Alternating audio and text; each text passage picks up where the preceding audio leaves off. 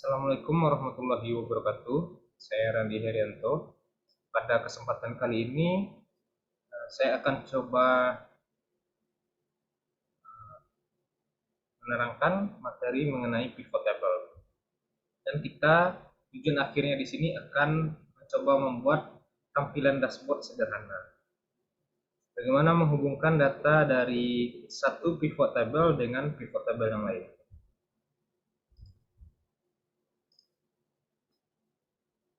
Silahkan download datanya di link video deskripsi di bawah.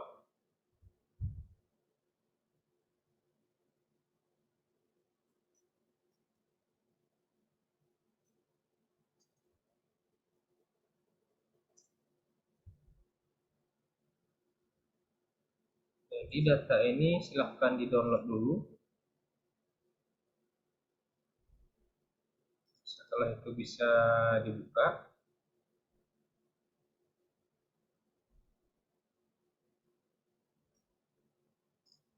Silahkan diklik enable editing ya.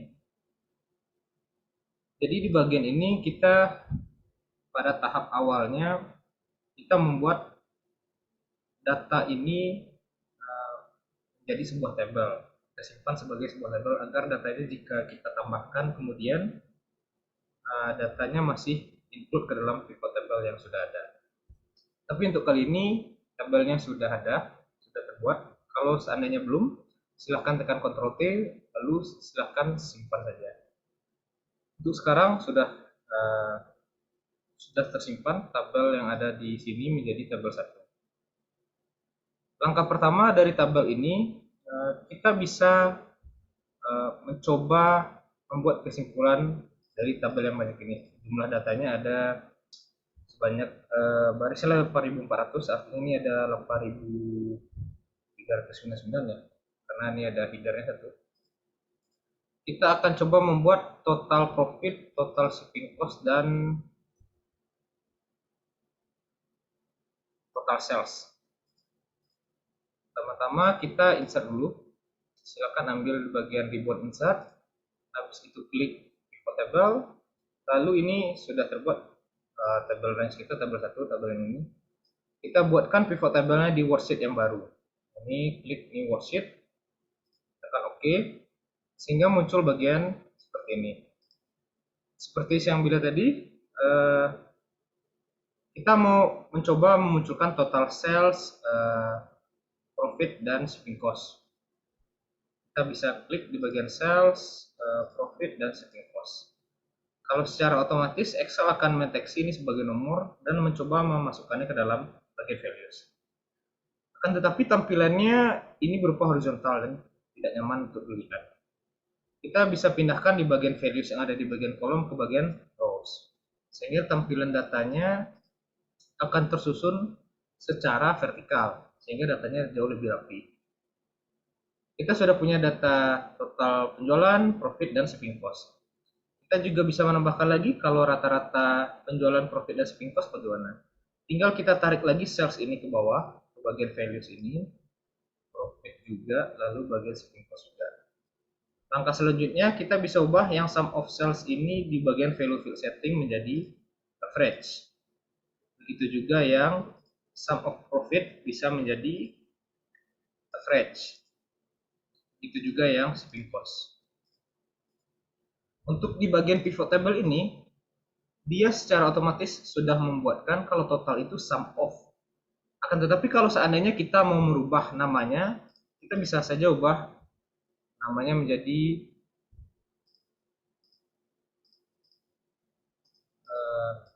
total sales,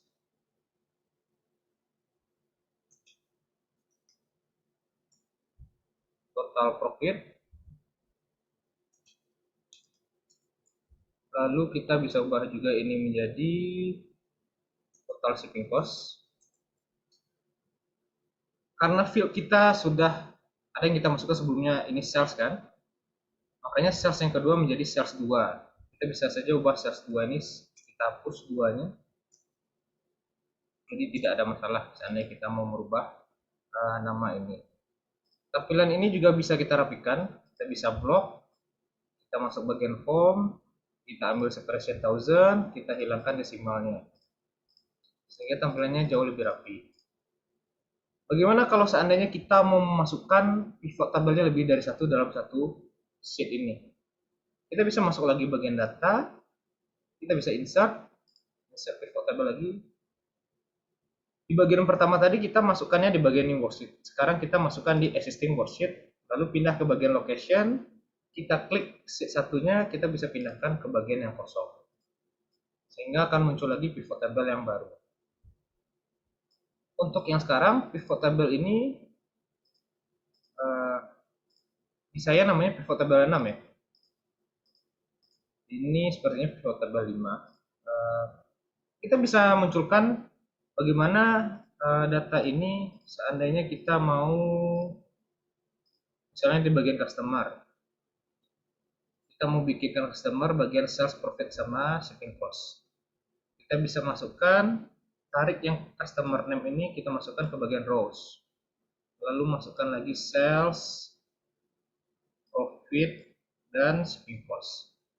Dari tiga data ini kan terlalu banyak ya, ada 8.399 tadi. Kita bisa sederhanakan, misalnya kita mau bikin top 10 saja.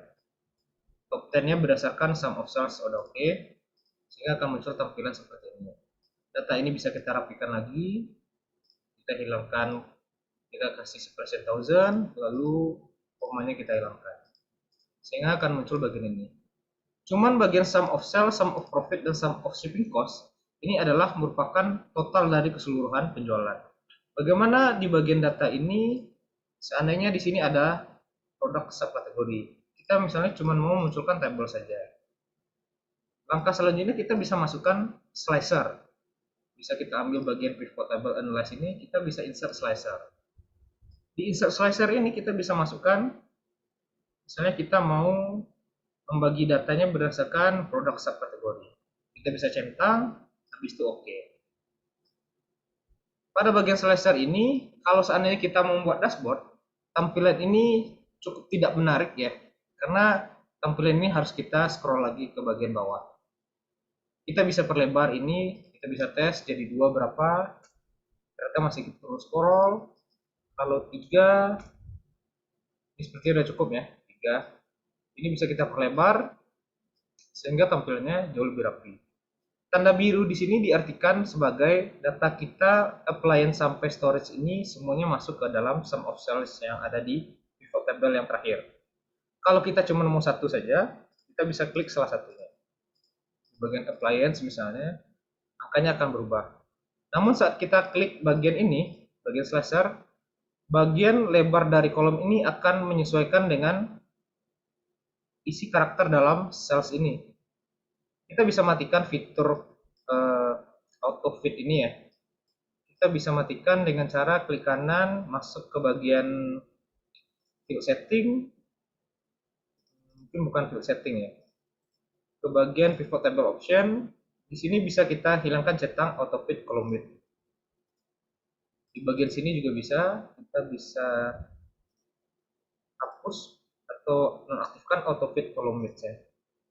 Sehingga saat kita ubah atau kita klik slicernya, lebar kolom kita tidak berubah.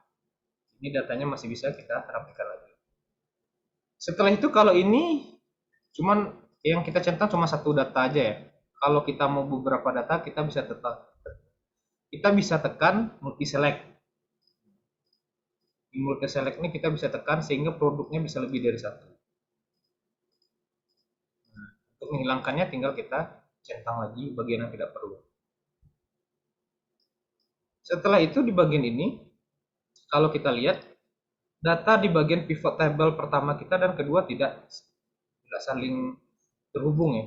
Untuk menghubungkannya bisa kita centang di bagian produk subkategori ini atau bagian namanya saja, sehingga bagian slicer kita sudah terselect, lalu kita ambil bagian slicer di ribbonnya. Untuk Microsoft Office versi yang lebih bawah, mungkin saja ribbonnya bukan namanya slicer, bisa jadi namanya option. Namun bisa kita lihat, cari yang namanya report connection.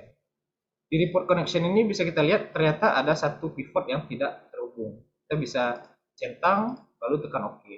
Sehingga saat kita masukkan produk lain lagi, atau kita hilangkan multi selectnya, kita mau satu produk saja, angkanya juga ikut berubah. Untuk tambahan datanya, kita bisa juga masukkan bagaimana kalau kita ingin penjualan sales ini berdasarkan yang tertinggi dari tahun ke tahun. Kita bisa buatkan pivot table yang baru di bagian data, kita insert lagi, lalu ambil bagian new worksheet. Di bagian sini bisa kita tambahkan order date ke bagian rows. Secara otomatis Excel akan berpikir dia bisa bagi satu tahun ini jadi 4 quarter. Muncul tabel yang seperti ini. Lalu misalnya kita mau ambil bagian sel saja di bagian values. Sehingga sudah muncul tampilan seperti ini. Data ini masih bisa kita rapikan lagi. Di bagian data ini bisa kita masukkan grafik. Kita masuk pivot table analyze, kita ambil pivot chart. Kita bisa masukkan di sini misalnya line, line. Kita pakai line chart, kita oke, sehingga akan muncul grafik seperti ini. Dan ini bisa kita pindahkan ke bagian sheet 1 di mana pivot tabel yang lain ada. Bagaimana cara memindahkannya? Bukan dengan cara Ctrl X dan Ctrl V atau cut dan paste ya. Kita bisa ambil di bagian pivot atau di bagian desain ini, ambil move chart. Kita bisa pindahkan yang objek in sheet 2 di mana posisi kita berada ke bagian sheet 1. Sehingga dia akan muncul seperti ini. Bagian sum of cells yes quarter ini adalah bagian button dari pivot table kita. Kita bisa hilangkan centangnya di sini. Kita nonaktifkan tombolnya sehingga tampilan grafik kita jauh lebih rapi. Bagian ini juga bisa kita hapus. Total ini bisa kita ganti judulnya menjadi sales buyer. Lalu kita juga bisa tambahkan data satu lagi, misalnya di bagian stat ya. Misalnya stat mana yang paling tinggi, bagian profitnya, kita bisa insert lagi, pivot table, new worksheet lagi, lalu kita bisa tambahkan datanya berdasarkan customer state, lalu ambil yang bagian profit. Karena ini terlalu banyak, kita bisa ubah juga menjadi top 5 misalnya. Lalu kita filter sebagai sum of profit. Lalu oke. Ini datanya masih bisa kita rapikan lagi. Kasih percent thousand. Lalu ini juga kita bisa masukkan chart lagi, pivot chart. Untuk kali ini bisa kita ambil grafik batang misalnya. Ini bisa kita pindahkan ke bagian sheet 1 dengan ambil move chart. Pindahkan ke bagian sheet 1. Ini juga bisa kita hilangkan tombolnya dengan menonaktifkan tombol fill buttons. Sehingga ini kita sudah bisa menampilkan dashboard versi sederhana ya. Bisa kita ubah namanya profit by stage. Sehingga tampilan kita jauh lebih rapi.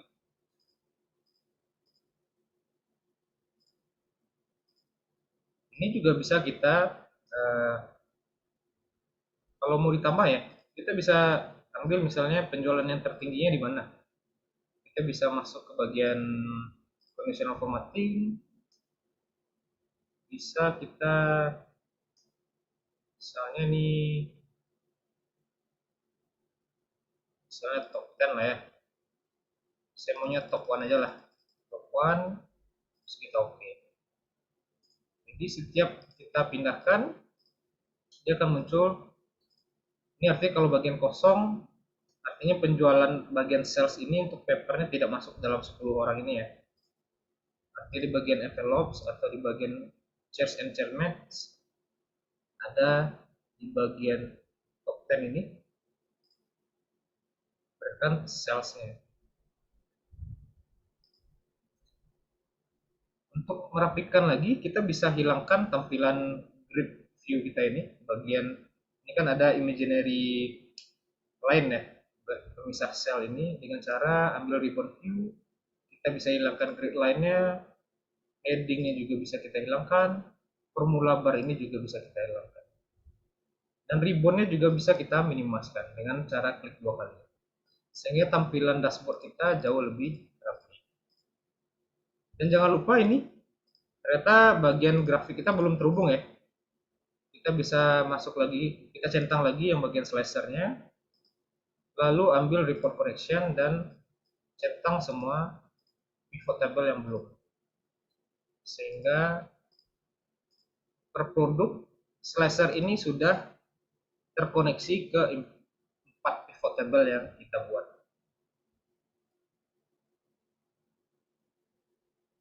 Sekian dulu materi untuk mengenai pivot table ini dan pembuatan dashboard secara sederhana. Saya Radhi Herianto. Assalamualaikum warahmatullahi wabarakatuh.